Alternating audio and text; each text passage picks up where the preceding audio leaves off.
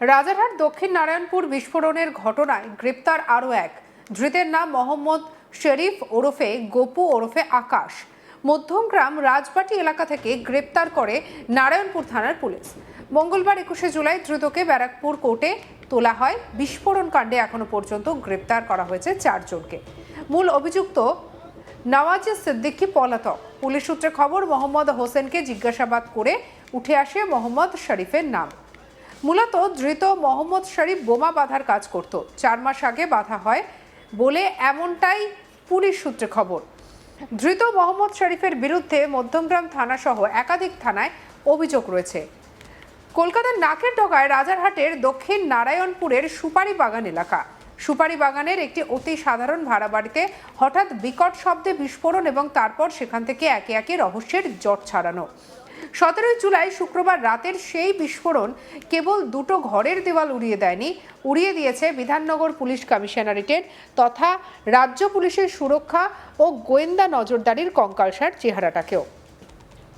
প্রথমে মনে করা হয়েছিল নিছকই কোনো সুতলি বোমা ফেটে দুর্ঘটনা ঘটেছে, কিন্তু পুলিশের তদন্ত যত এগোচ্ছে বেরিয়ে আসছে অপরাধের গভীর জাল। জল গড়িয়েছে মধ্যমগ্রামের রাজবাটি থেকে কামারহাটি, আর সেখান থেকে সোজা কলকাতার আন্ডারওয়ার্ল্ড পর্যন্ত।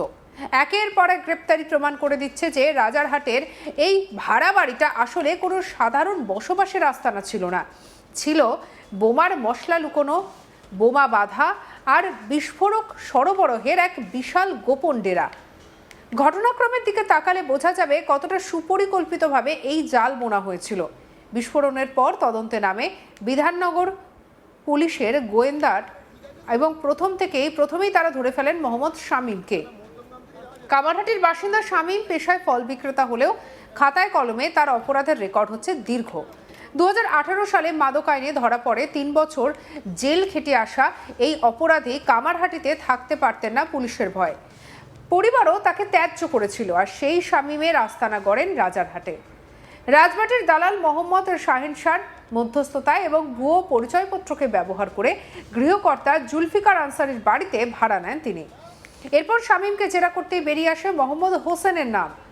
কলকাতা থেকে গ্রেপ্তার করা হয়।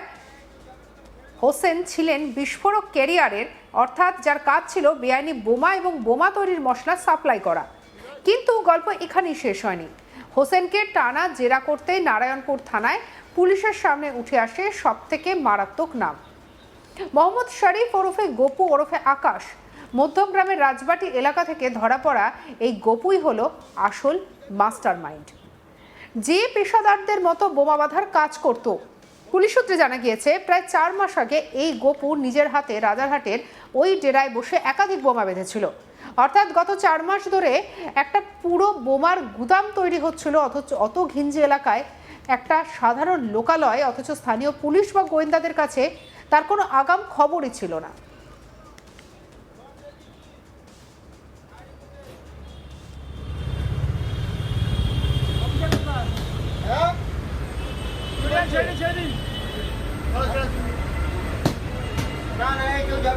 গোপুর বিরুদ্ধে মধ্যমগ্রাম থানা সহ একাধিক জায়গায় নানা মারাত্মক অপরাধের অভিযোগ রয়েছে। হোসেন, শাহেন শাহ, শামীম এবং গোপু 4 জন গ্রেপ্তার হলেও এই চক্রের মূল পান্ডা নওয়াজ সিদ্দিকী এখনো অধরা। তাকে না ধরা পর্যন্ত এই চক্রের আসল উদ্দেশ্য ঠিক কী ছিল তা স্পষ্ট হওয়া কঠিন। এই পুরো ঘটনাটি বেশ কিছু অস্বস্তিকর এবং কড়া প্রশাসনিক প্রশ্ন তুলে দিচ্ছে।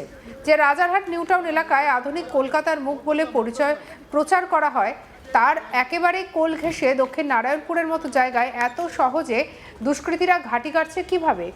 প্রথমত ভুয়ো আইডেন্টিটি দিয়ে বছরের পর বছর বা মাসের পর মাস ঘর ভাড়া নেওয়া, যা বেআইনি সংস্কৃতি তৈরি হয়েছে। আমাদের কালিক অরিন্দমের রিপোর্টে কি উঠে এলো, শুনবো। রাজারহাট বিস্ফোরণ কাণ্ডে গ্রেপ্তার আরো এক। মধ্যমগ্রাম থেকে গ্রেপ্তার করা হয়েছে মোহাম্মদ শরীফকে। মোহাম্মদ হোসেনকে জিজ্ঞাসাবাদ করে এই মোহাম্মদ শরীফের নাম পাওয়া গেছে। মোহাম্মদ হোসেনের নাম পাওয়া গেছিল।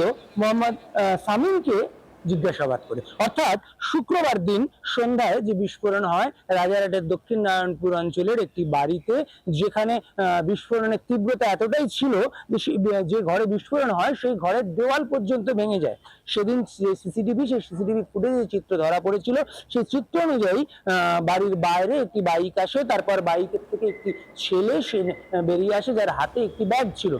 সেই ব্যাগটি সেই ঘরের মধ্যে রেখে যাওয়ার কিছুক্ষণের মধ্যেই কিন্তু সেই ঘরে বিস্ফোরণ, এবং বিস্ফোরণের তীব্রতা এতটা যে দেওয়াল ভেঙে পড়ে, এবং তার পার্শ্ববর্তী যে ঘর সেই ঘরেও কিছু জিনিসপত্র ভেঙে পড়ে, এবং সেই ঘরে থাকা এক ব্যক্তি সে কিছুটা আহত হয়। এরপর সঙ্গে সঙ্গে ঘটনাস্থলে পৌঁছয় নারায়ণপুর থানার পুলিশ এবং তদন্ত শুরু করে, এবং পরের দিন অর্থাৎ শনিবার দিন ঘটনাস্থলে পৌঁছেছিল সিআইডি এবং বোম স্কোয়াড, এবং সেই ঘর তারা তল্লাশি করে, এবং তল্লাশি করার পর সেখান থেকে দুটি বোমা তারা উদ্ধার করে।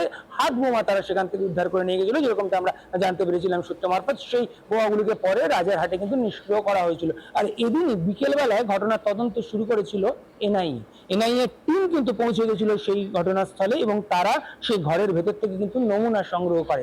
সেই যে বিস্ফোরণ, সেই বিস্ফোরণে কারা জড়িত রয়েছে বা সেই বিস্ফোরণের কোনো রকম কোনো জঙ্গি যোগ রয়েছে কিনা, এরকম একাধিক বিষয় যেটা আমরা এনআইএ সূত্রে জানতে পেরেছিলাম, সেই সমস্ত কারণেই কিন্তু তারা তদন্ত শুরু করেছিল।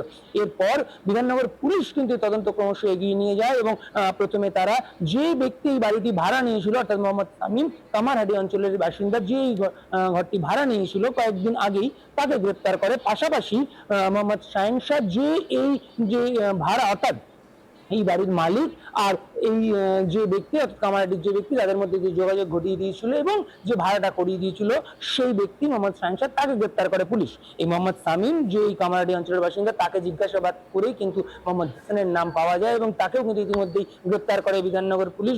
তাকে গ্রেপ্তার করে নিজেদের হেফাজতে নেয়, এবং নিজেদের হেফাজতে নিয়ে জিজ্ঞাসাবাদ করার পর এদিন কিন্তু তার কাছ থেকে পাওয়া নাম এবং সেই নাম অনুযায়ী কিন্তু আরেকজনকে গ্রেপ্তার করেছে মধ্যমগ্রাম থানায়। তার বিরুদ্ধে কিন্তু একাধিক অভিযোগ, বিভিন্ন ধরনের ক্রিমিনাল কাজকর্মের অভিযোগ রয়েছে। পাশাপাশি যেটা সূত্র মারফত জানতে পারছি, এদিন যাকে গ্রেপ্তার করা হয়েছে সে কিন্তু বোমা বাঁধার কাজ করতো, এরকমটাই কিন্তু পুলিশ সূত্রে জানা যাচ্ছে। অর্থাৎ এই ঘটনায় কিন্তু ইতিমধ্যে একাধিক অ্যারেস্ট হয়েছে। এই যে ব্লাস্টের শুক্রবার সন্ধ্যায় হয়েছিল, এখনো পর্যন্ত এই ঘটনায় একাধিক ব্যক্তিকে গ্রেপ্তার করা হয়েছে।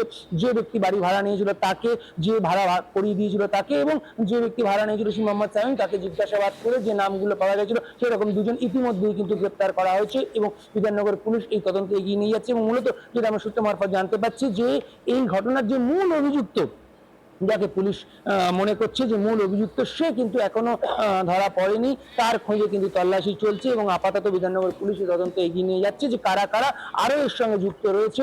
যারা ধরা পড়েছে তাদেরকে নিজেদের কাস্টাডিতে নিয়ে জিজ্ঞাসাবাদ করেই কিন্তু বিধাননগর পুলিশ বাকিদের নাম জানতে চাইছে, এবং কি কারণে এই বিস্ফোরণ, কি কারণে এখানে এই জিনিসপত্র মজুদ রাখা হয়েছিল, এবং কারা মজুদ করতে চেয়েছিল, এবং আর কারা কারা যুক্ত, সমস্ত কিছু কিন্তু বিধাননগর পুলিশ জানতে চাইছে বলে আমরা সূত্র মারফত জানতে পারছি। এবং সেই জন্য যাদেরকে ধরা হয়েছে এখনো পর্যন্ত, তাদেরকে নিজেদের কাস্টাডিতে নিয়েছে এবং জিজ্ঞাসাবাদ করছে বিধাননগর পুলিশ। সঙ্গে রাখুন আজ তাক বাংলাকে সাবস্ক্রাইব করতে ভুলবেন না।